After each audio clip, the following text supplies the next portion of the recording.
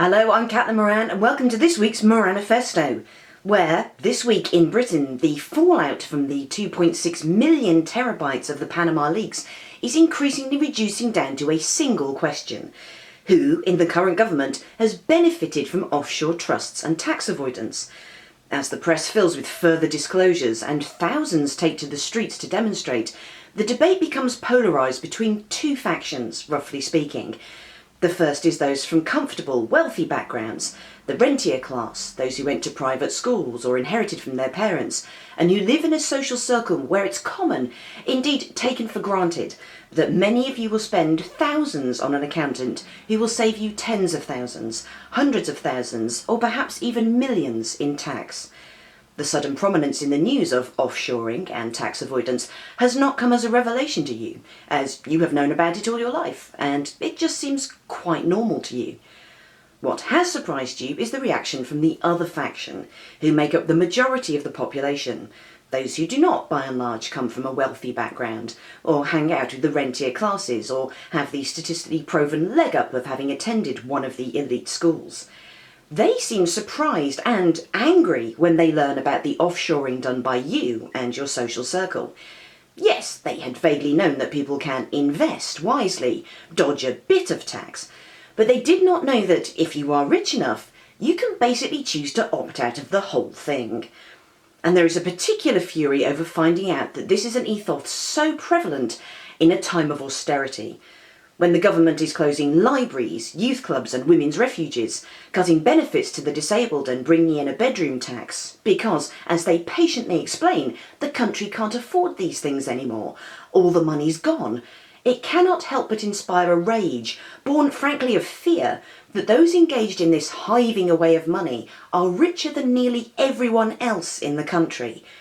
There's no one spending thousands on setting up an offshore business who's living on 20 grand a year. Offshoring is the pastime of the 10%, of the 1% luckiest people in the country. Offshoring is the pastime of the already rich, who wish to become even richer to the currently observable disadvantage of the rest of the country. In this respect, offshoring should stop being called offshoring and be renamed what it really is. It's the cunt test. That's its true purpose.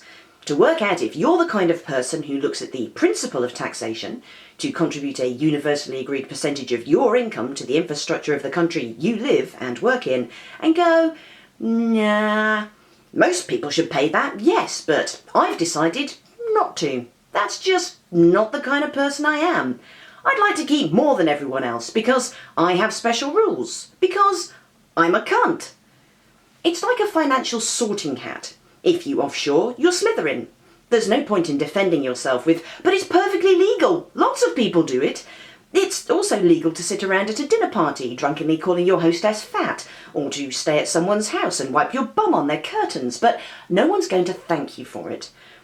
It's illogical that it's legal anyway, because if everyone did it, this country would go bankrupt by midday the following day.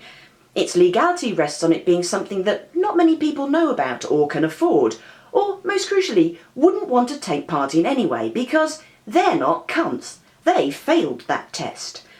As far as I can see, this government, which is up to its tits in a scandal that's not going away anytime soon, now has two options. To either finally make offshoring and shell companies illegal, or to let everyone do it.